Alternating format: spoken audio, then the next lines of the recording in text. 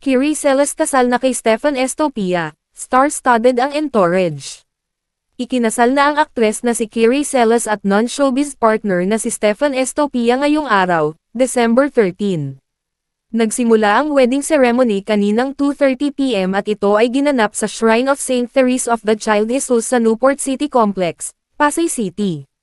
Base sa mensahe ng publicist ng Purple Hearts by Crystal Marketing na si Cesar Ian Batingel, namataan niya sina Maricel Soriano, Dingdong Dantes, at Marian Rivera bilang isa sa mga principal sponsors, bukod syempre sa mag-asawang Chris George at Lizel George with their daughter na little bride na si Love Crystal at si Enchong D bilang isa sa groomsman.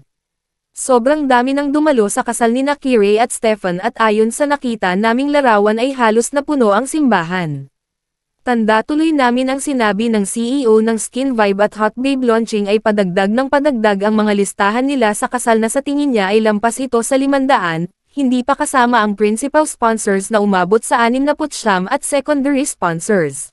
Congratulations and best wishes to you both Kiray and Stephan. From Biyahe Comida Team.